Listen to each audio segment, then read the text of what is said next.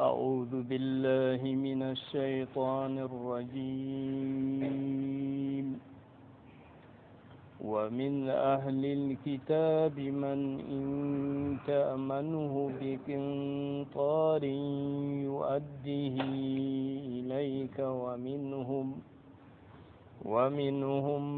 من إن تأمنه بدينار لا يؤديه إليك إلا ما دمت عليه قائما ذلك بأنهم قالوا ليس علينا في الأميين سبيل ويقولون على الله الكذب وهم يعلمون بلى من أوفى بعهده واتقى فإن الله يحب المتقين. الحمد لله رب العالمين والصلاة والسلام على أشرف الأنبياء والمرسلين. وإلى وياما يهودا إن كانوا بلاتك يبايعون بدون بدا تشبه برجالا بهم من المسلمين يبقوا يجول به في الجاهلية هاي زمن جاهلية إسلام ورأي فلما أسلمون لبكلمي tagabawhum ɓe kiitotiri be maɓɓe ɓe ɗaɓiti kiitanego ɓe dokkite bagiyata ambali en luttuɗum jawle maɓɓe ɓe ɗaɓiti ɓe joɓe ɓe dokkite jawle maɓɓe fagaluɓe mbiyata laysa lakum alayna haqqun wala haqqe mon woni ha amin wala indana gada'un min joɓata bo nde ɓe ɗo ɗaɓɓiti ɓe joɓa ɓe mbi ɓe joɓata wala haqqe ɓe yaman woni ha maɓɓe li annakum ngam no onon taraktum on acci dinakum diina mon on nasti diina gotka feere wanqata al ahdu alkawalta'i baynana wa baynakum hakkunde amin be mon wadda'aw ɓe aaƴi annahum no kamɓe wajadu dhalika ɓe tawi bolwa ɗum ɗo fi kitabihim ha deftere maɓɓe ɓe mbi nonno deftere maɓɓe wi goɗɗo to luuti diina maɓɓe dagi ɓe ñaama jawdi mum on fa akdabahumullahu ta'ala allah ɓangiɗo fewni ɓe fa qala o wi wa yaquluna ala allahi alkadib ɓe ɗo mbiyana allah fewre ɓe mbiya allah wini ha deftere maɓɓe alhaala allah wi'ay yani ko umuyata alyahud wa hum no kamɓe bo ya'lamuna ɓe ɗo andi yani ko nufoto annahum no kamɓe kadibuna ɓe fewoɓe ɓe ɗo andi ɓe pewan man ɗo tumma hooti innahu ta'ala allah bagiɗo radda ala alyahudi o ruɗɗiti ha dow yahuda gawlahum konngol maɓɓe fa qala o wi bala man wigo nano ay laysa lamru kama gaalu fi wonay bana ɓe mbiɗo bal hakke ɗon dow maɓɓe to ɓe ñaami jawle himɓe feere wa lafzatu bala lafzu bala ɗo bi mujarradi nafi ma qablaha ngam riwugo ko artingol tan bala ni mana man فعلى هذا دودو إن جهري يحسن الوقوف عليها دراغوها بلا من دو ندن وقف حسن ها هم بجانغو بالقرآن أندو بها لوقفوي وقف من وجبنا دقنا harmina to ɗo o wi to goɗɗo dari ha balaɗo to dow manano en jahiri ɗo nden ka wakfu man hasan kadi yahsunu lwuqufu alayha thumma yabtadi hoti o fuɗɗitira man awfa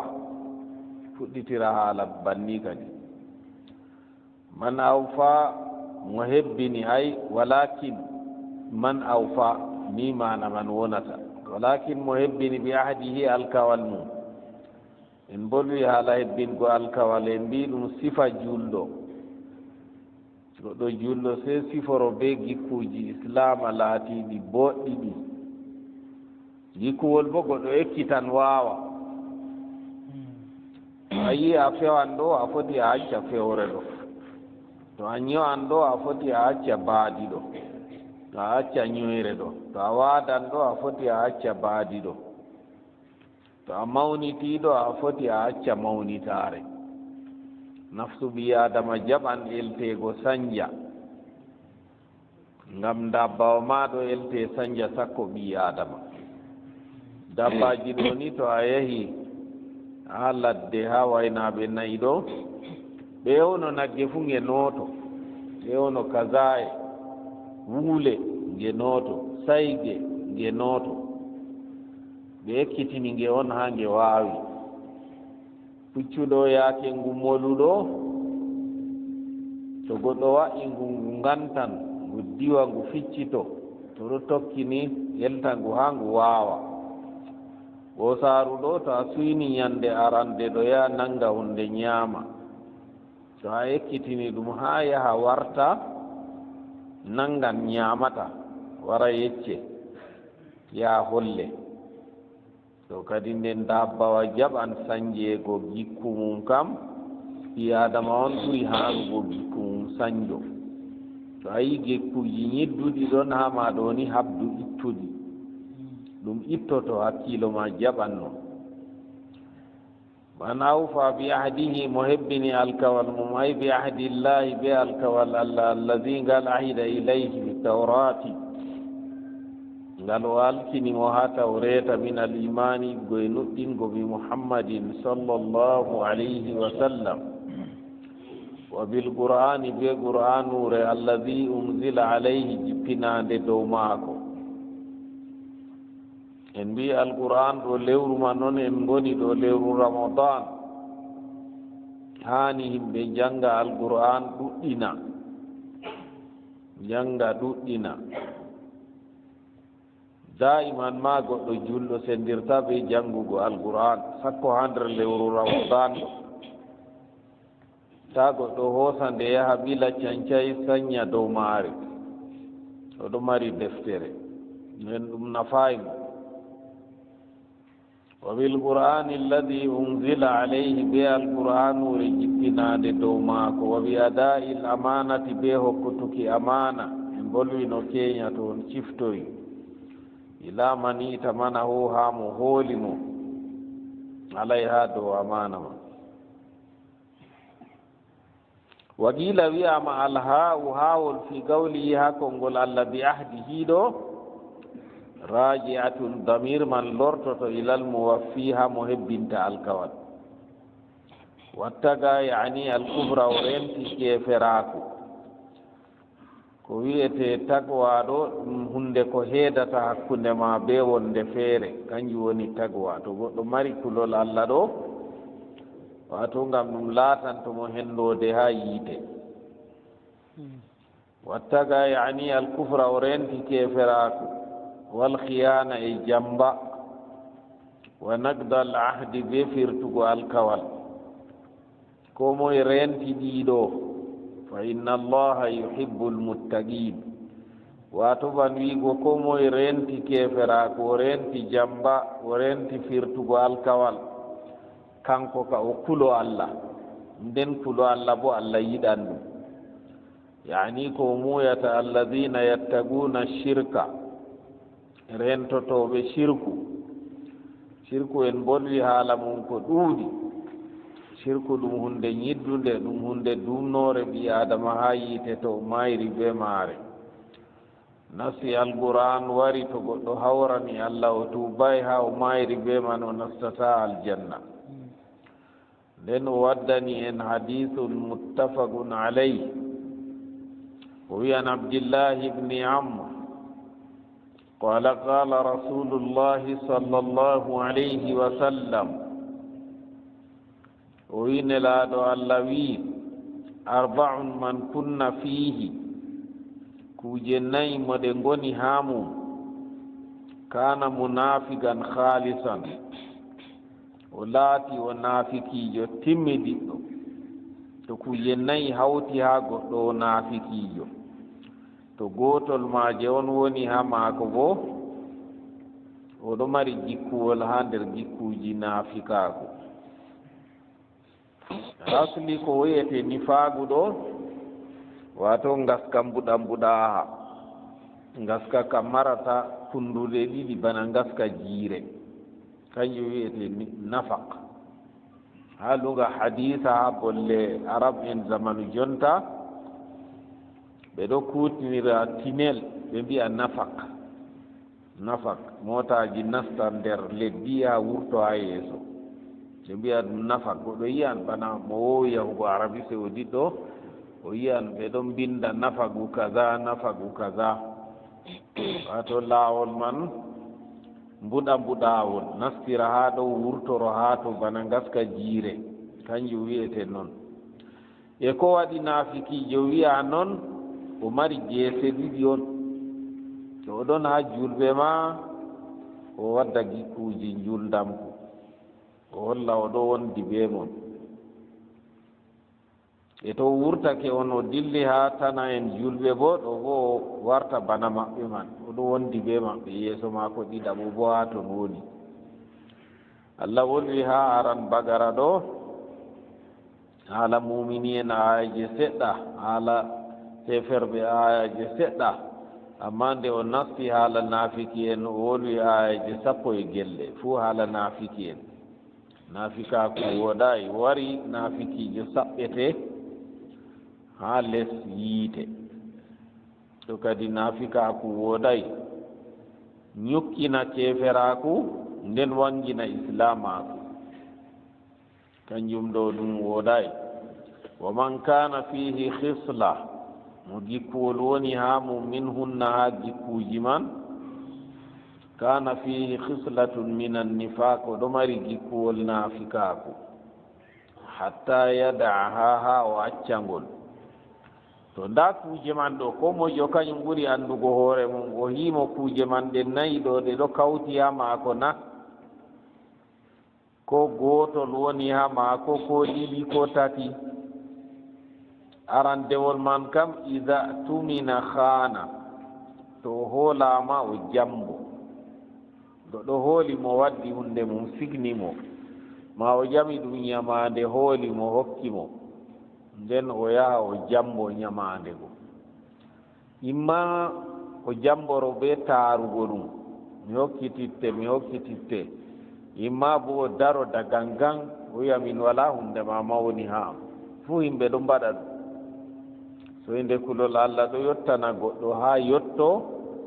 hunde nde o andi fakat hunde nde o hoosi nde ha goɗɗo o jaɓi nde haqqe man ɗon dow maako sey o daro o wiya o yaman kanko o hoosay bal yaake feere ha o yaha ha hunayere fuu tawere ɓe mbiyata alyaminul hamus hunayere mutnoore ha nder zunuba to andi o fewan nden o huno hunaago be inde allah ha dow fewre ɗo derɗiraaɓe ɗum wooɗay en andi kunayeje ɗo mari kiitaaji mum wonko ɓe mbiyata lagwul yamin ɗi adama hunoto nde o wolwata pat wallahi mi wari mi tawayma wallahi min ka ɗo kam mi yi ni on to ɗo ɓe ɗon mbiya nde lagwul yamin kayre nde wala kaffara goɗɗo man o waɗi bollinirgol maako on hunayere nde o wolwata fuu o hunoto to ɗo lagwul yamin wala kaffara hunayere wonde feere bo ɗon goɗɗo o andi o fewan sey o huno to kayre woni alyaminul ghamus o andi o fewan kayre ɗo kaffara wala ha maare bana lagwul yamin ɗo fuu wala kaffara to nonnoon alyaminul ghamus ɗo kaffara he'ata kayre ka sey ɗume sey tuubu sey goɗɗo tuubana allah to ni hande o andi o fewan nden o huni kam to tokkinde man kayre woni hunayere dow waɗan hunde ko bo dow waɗata to kayre mari kafara to goɗɗo huni waɗan nden o waɗay ɗo kafara ɗon dow maako be to o huni o waɗata sey o waɗi ɗo bo kafara ɗon dow maako kafara hunayere bo ɗume heforte ñamnugo miskine en 10 hokka ɓe ko ɓe ñaamata ɓe kaara to na non bo holtina ɓe koltal ngal ɓe juuldata ngal kam ngal suran al awra ngal tekkungal ngal ceningal ngal birifngal ngal dagingal julɗo ɓornongal o holtina yimɓe 10 ɗo bo laatoto kafara hunayere to na noon o rimdina bana zamanu jonta kam en mbiyata goɗɗo rimdina ngam heɓugo ko rimdina man ɗum laati sibhu mustahil to nayaɓol man woni sumago balɗe 3 sumago balɗe 3 ɗo sakitorte on sey ɗi gona ala tartib banmi limtiɗi ɗo aran kam ñamnugo miskinen ɗo on wajibi dow ma an kuniɗo a waɗan hunde a waɗay ko a waɗata a waɗi to ñamnugo man ɗo a wala bawɗe ma noon a holtina ɓe to noon ɗo fuu waɗaki a rimɗina to noon man waɗaki nden a lutta sumago ɗo on sakititto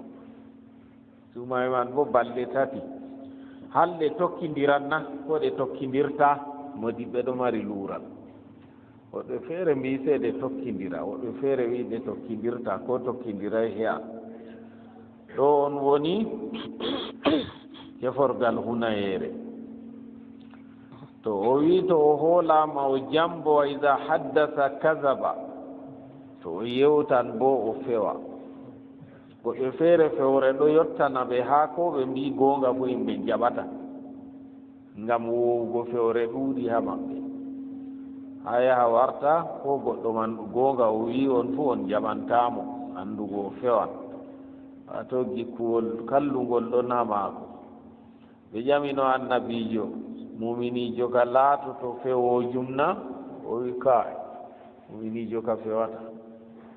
ɓe ƴawi o muminijo laatoto kullo na o wi laatan kullo kam amma laatata fewowo to ɗo woni gikkuwol ɗiɗaɓol to hoolama jambo to wolwi bo fewa nden wa ida ahada gadara to alkotiri be goɗɗo hunde bo jammo o hebbinta alkawal man en keɓi 3 nden wa ida khasama fajara to jokkiri be goɗɗo bo o laaka to ni kuje ɗe ɗe kawti ha ɓi adamajo o naafikijo useni ko moye men kañum ɓuri anndugo hoore mum o jooɗo o hiimo miɗon lornita kuuje man to hoolama jambo to wolwi fewa to alkotirama hebbinta to jokkiri wolwa bolle ñidduɗe hiima laaru kuuje man ɗe ɗon ha mana ɗe ngala to ɗe ɗon ɓe munasabati ramadan ɗo habdu a itta ɗum kuuje kalluɗe ñidduɗe naafikaku ɗo wooɗay naafikaku wooɗay ha riwaya feere wari ida haddasa kadaba wa ida wa'ada akhlaf wa ida ahada gadar wa ida khasama fajar riwaya feere bo ni wardi ida haddasa kadaba ɗo kanjum on fuɗɗi to wolwi o fewa to yinotiri be goɗɗo o luuna o hebbinta nonnoon to alkotiri be goɗɗo o jambo ɗum to jokkiri be mum o laaka mufassiru men wi gawluhu azza wa jal konngol allah tedduɗo mawɗo inna alladina yashtaruna bi ahdillah إن الذين يشترون بعهد الله وأيمانهم ثمنا قليلا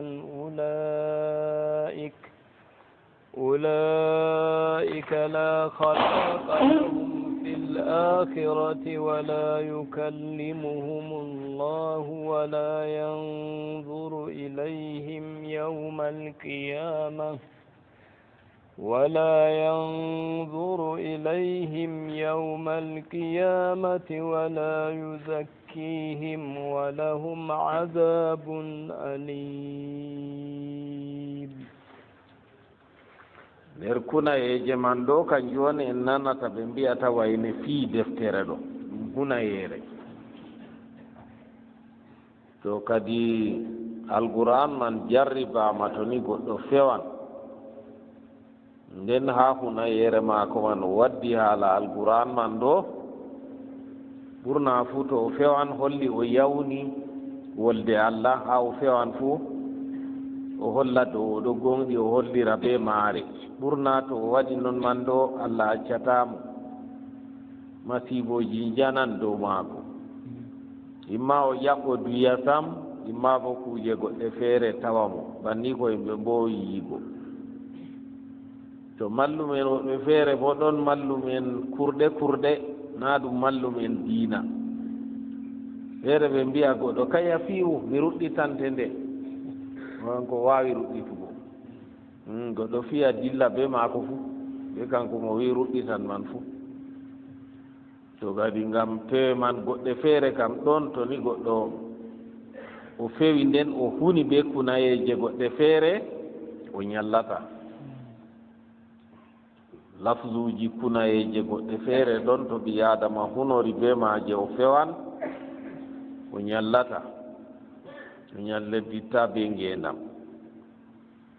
o wiyata gawluhu azza wa jal inna alladina yashtaruna bi ahdillahi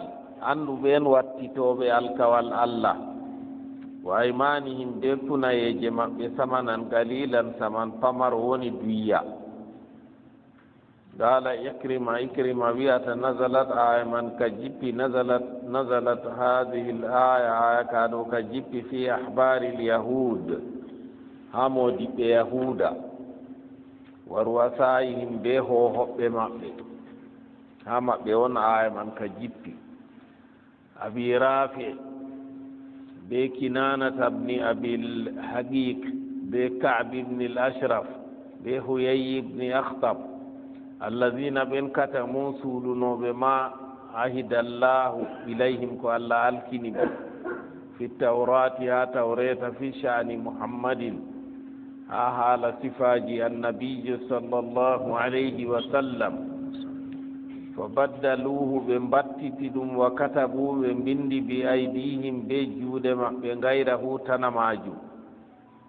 hababal ɗum wonanno ɗo ɓe itti ɗum ɓe gaddi goɗɗum feere ɓe bindi fawailun lillazina yaktubuna alkitaba bi aydihim thumma yaquluna hadha min indillah ɓe binda hunde kamɓe be koye maɓɓe nden ɓe mbiya ɗo wari daga to allah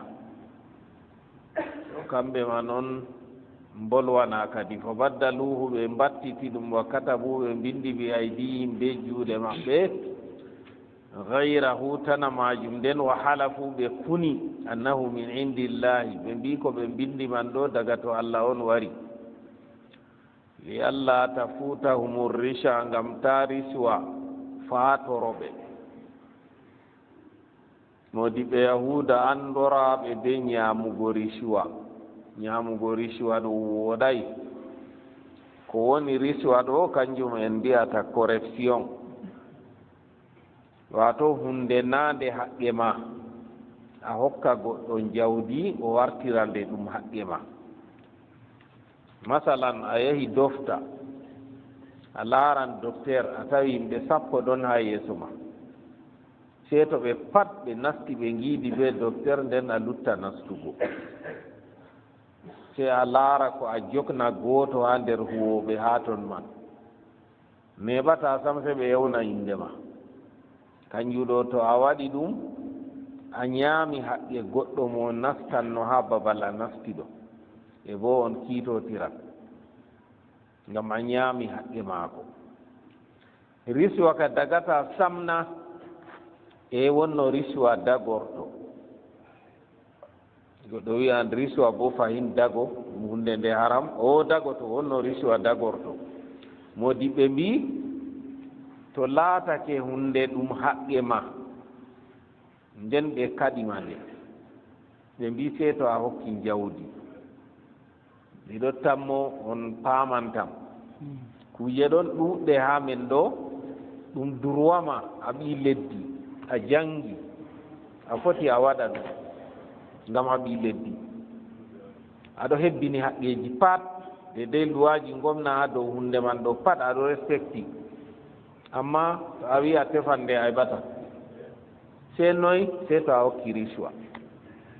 to ɓe mbi ɗo kam yaake man ka dagi a hokka riswa man ngam ɗum haqqe ma amma haqqe ma man ɓe kaɗete to ɗo ka a hokkan riswa man an mo hokki kam na ɗum riswa a hokki amma mo jaɓi kam kanko kam mo jaɓi riswa ɓe mbi ha ɗo on riswa dagorto miɗo lornita hunde nde laato nde droit ma aɗo mari droit tefugo nde amma to a tefi nde bo a heɓata sei to a hokki hunde to dagante a hokka hunde ma ngam a heɓa droit mama amma to a yottaki no heɓugo nde ko andal ma a yottai heɓugo nde nden a hokki jawdi heɓa ɓe dokke nde ɗo ka riswa ɗo kam ɗum riswa on to o wiyata ɓe mbattiti ɗum ɓe mbindi kuje goɗɗe feere tana majum ɓe kuni ɓe mbi daga to Allah on ɗum wari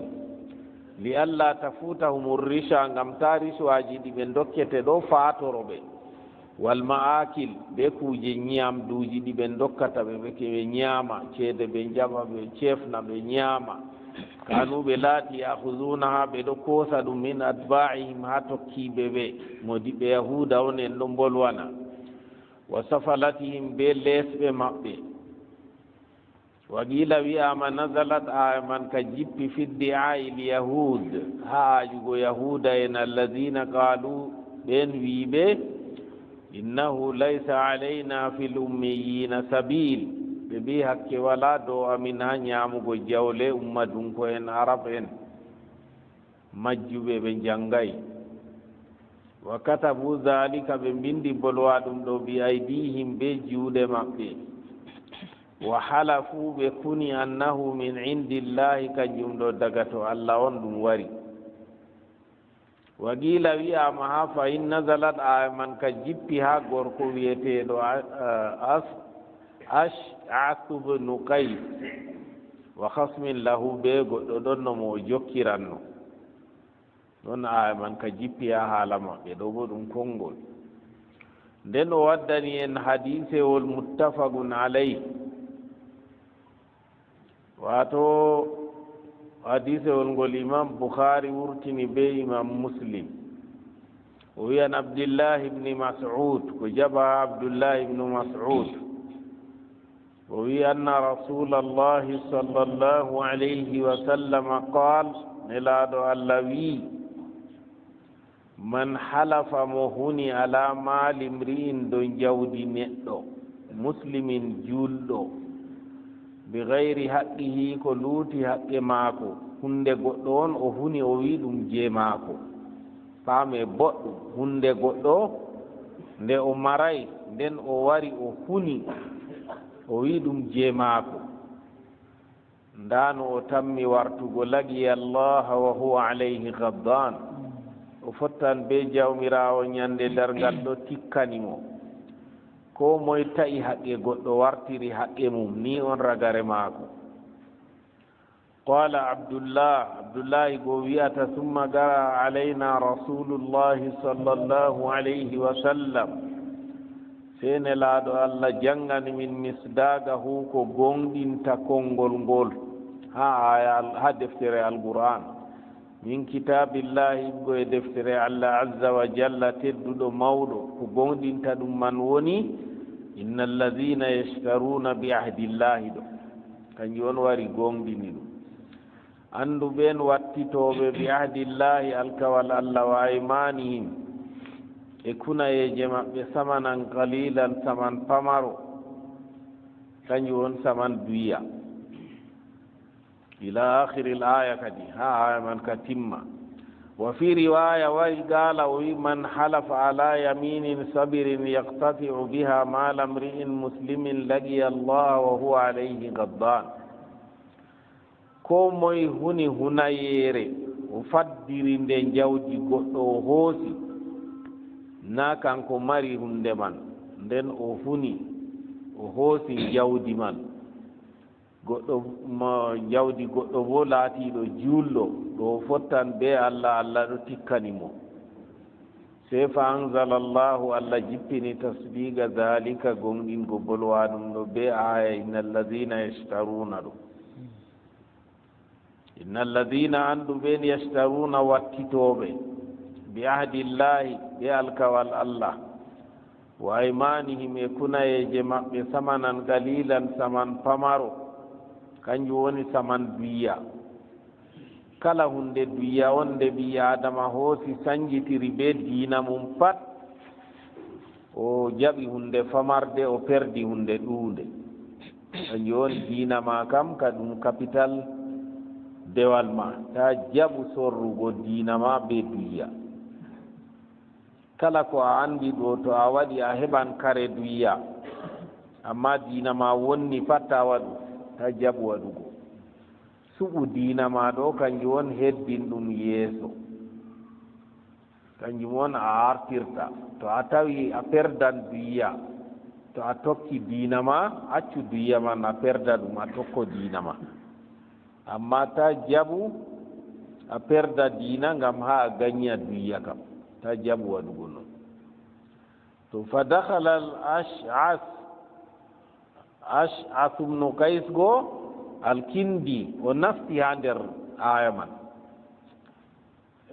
wari o nafti na o nafti ha aya man de fa dakhala al ash'as ibnu kays alkindi fa gala o wari o nafti nde abdoullahi wolwi haala man ɗo o wari o nafti haa ɗon se o wiyata ma yuhaddisukum abou abdirrahman ɗume baba abdourahman ɗo abdoullahi ɗo ɗume o yeccata on ɗo se gulna min mbiyata kaza wa kaza nda ko oɗo yecca min haala kaza se fagala o wi sadaga o gonɗi ko o wiman ɗo fiya nazalat ha mon aya man ka jippi o yecci ɓe banni o wi kana bayni wa bayna rajulin husuma jokkirgol ɗon no hakkunde am be goɗɗo feere fi biirin ha haala ɓundu ha haala wawru fahtasamna se min jokkiri min jahi ila rasulillahi ha nelaaɗo allah sallllahu alayhi wa sallam فقال رسول الله صلى الله عليه وسلم سين لادو اللوي شاهداك أو يمينه an a wadda seedoɓe ma ɗiɗo a hiitane to non wala kanko tuumaɗo yankirɗo nden o huno kanjum ɓe mbiyata albayinatu ala almudda'i walyaminu ala man ankar seedaku kam ha mo aaji haqqe haqqe mum islama no waɗiri ɗum ɗo to goɗɗo wari wiima hunde maɗo ɗum jeemago wari o tawi moto hama o wi moto ɗo ɗum moto am islama ɗaɓɓitiri mo wadda seedaku ngam kanko aaƴi moto ma ɗum moto maako se o wadda seedaku to alkali hiito to ɗaɓɓitiri mo seedaku o heɓay wiya nden kam an mo ɓe tawi moto hama huna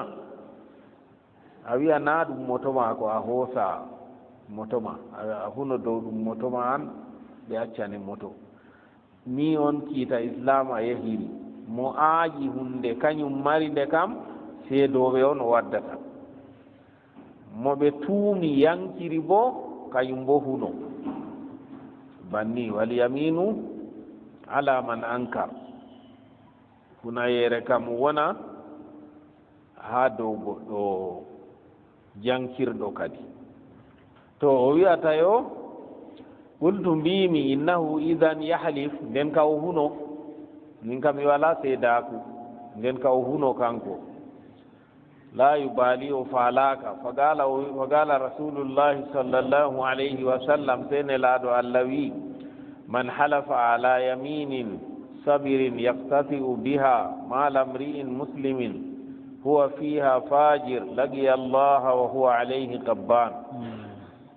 komo e huni hunayere nde o faddirta haqqe goɗɗo o ñaama dow o fewan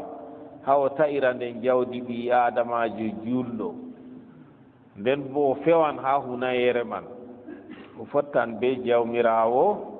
ɗo tikkanimo ñande dargal to kadi to goɗɗo faami ta o jaɓa amdago fewa ha dow hunayere wa nazalat aya ka jipti kadi inna alladina yashtaruna ni oɗo yecci en qissa o wi ha dow maako aya man ka jippi nga o jokkirno be wayne o yecci en qissa man o wi inna alladina yashtaruna ande ɓen wattitoɓe bi ahdillahi alkawal allah wa imanihim e kunayeje maɓɓe samanan qalila saman pamaro kanjum woni saman duya ila akhiri l aya kadi ha yettorogare aya wa akhrajahu tirmidi imam tirmidi wurtiningol wa abu daoud wa galaɓe mbi inna alhukumata kanat bayna al as'as wa bayna rajulin yahudiyin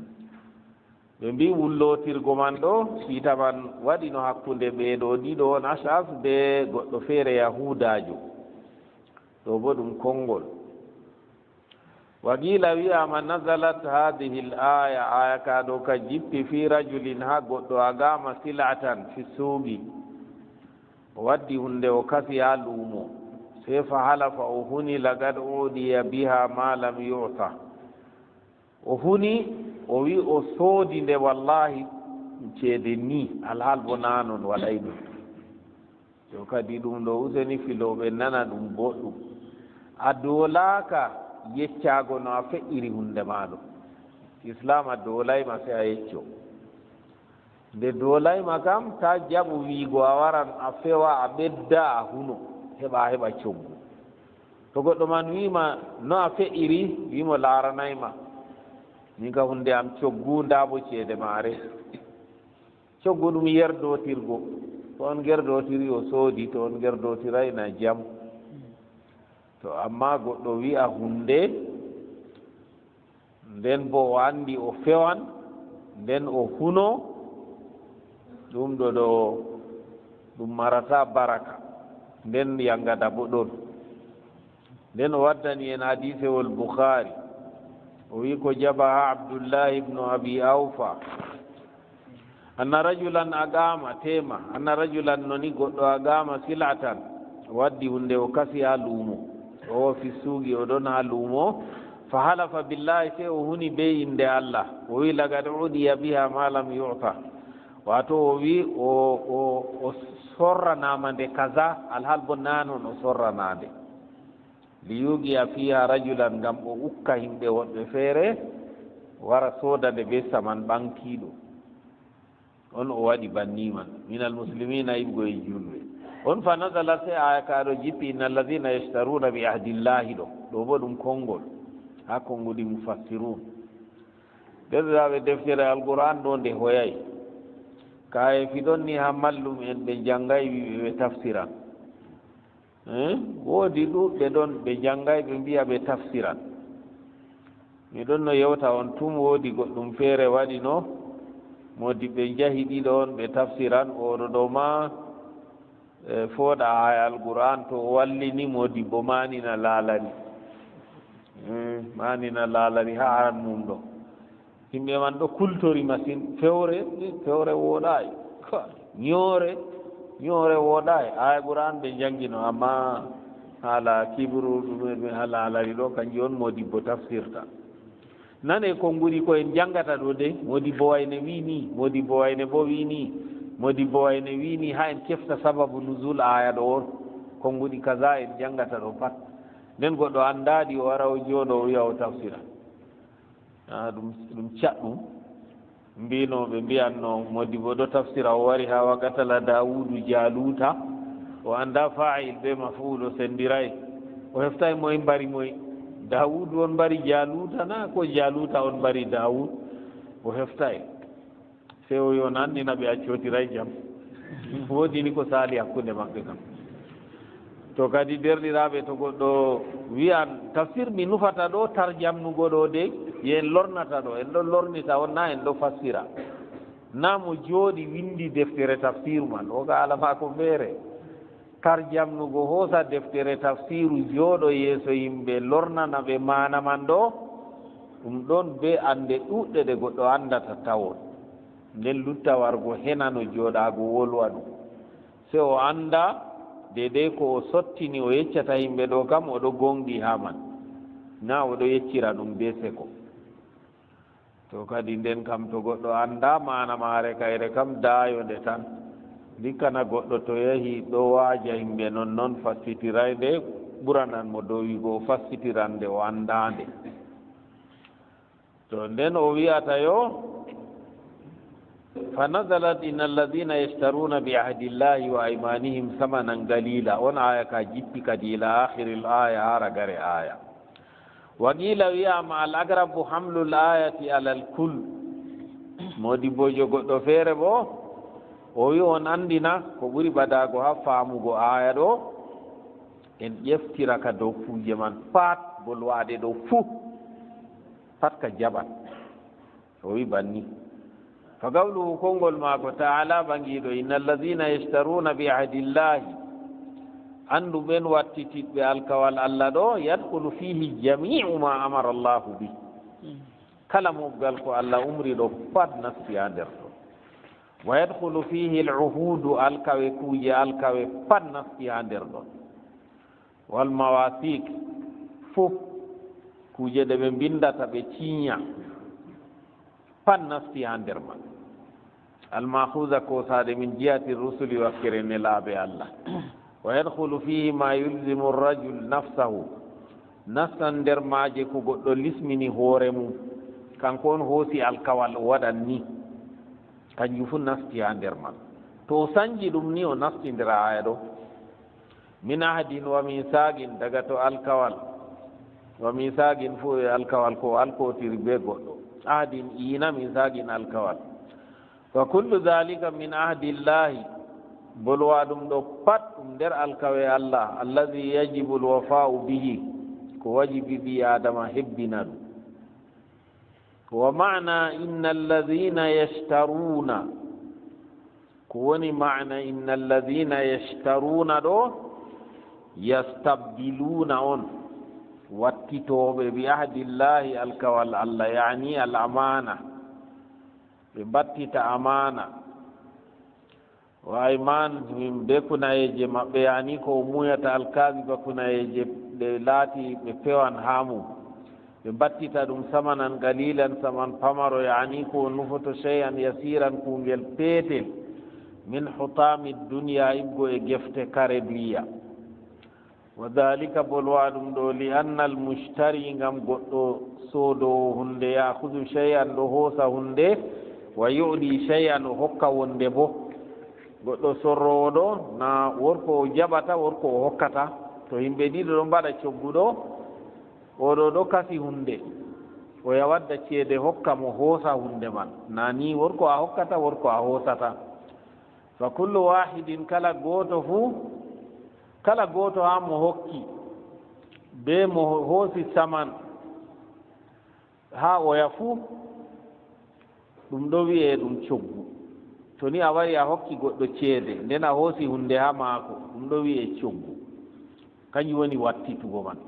on mbaɗi mbattudi wato coggu ɗo islama dagnani en ɗo illiti en masine to ni cogguɗo walano wartan no hunde nde a yi ha junngo goɗɗo a yiɗi nde ka pat se a tefa hunde nde o yiɗi a hokka mo on kanko bo o hokke hunde man on nden ceede ɗo wari darani en darnde kuuje man pat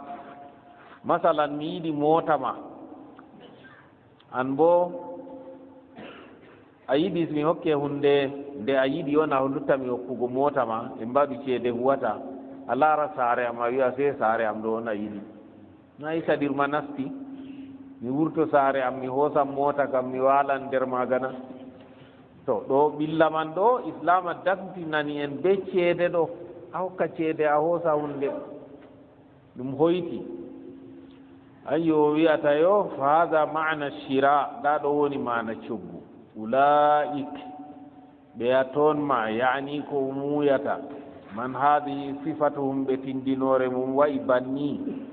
ɓe alkotiran ɓe kebbinta la khalaga lahum geɗal walanaɓe fil akhirati ha l'akhira ay la nasiba lahum geɗal walanaɓe fil akhirati ha l'akhira wa naimi ha ɓe nema l'akhira fu ɓe keɓata wa jamii manafii ha ɓe mogal kuje ko nafata ha l'akhira pat ɓe keɓata wala yukallimuhum llahu allah wolwantaɓe bolle ɗe hinnaye yani kalaman yasurruhum bolle ceynoje ɓe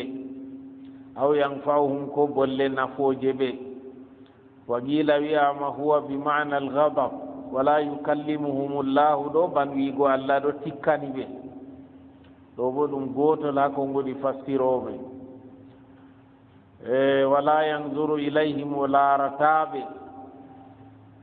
ɓe mbi o laarataɓe darɗe ɗe hinna e yawmal qiyamati ñande dargal ay la yarhamuhum o hinnatako ɓe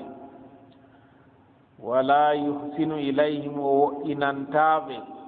wala yuniluhum hayran o heɓnataɓe hayru kanjum on mana wala yanzuru ilayhim ɗo wala yuzakkihim o senataɓe ay wala yutahiruhum o senataɓe min addunubi ibgo e dunubaji wala yusni alayhim o mantata dow maɓɓe bi jamilin be hunde woonde walahum adabun alim yangada nawnaka ɗum woodani ɓe naudu billahi min adabihi l alim yani ko o nufoto fi l akhirati ha l'akhira nden o waddani en hadithun muttafaqun alayh tema se en daro ɗon ɗon alhamdulillah